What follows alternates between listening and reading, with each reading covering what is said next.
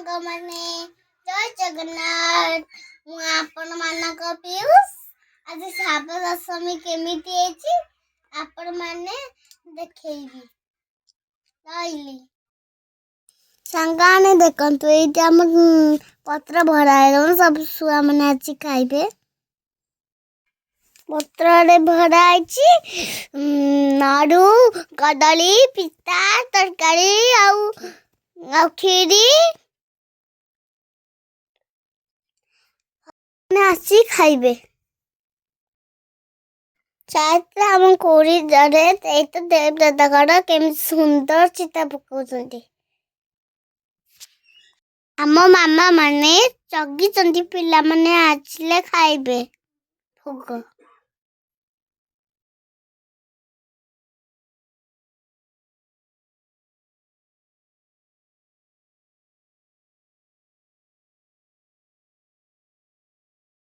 ଆମେ ସାଙ୍ଗମାନେ ଆସି ଖାଇଲୁଣି।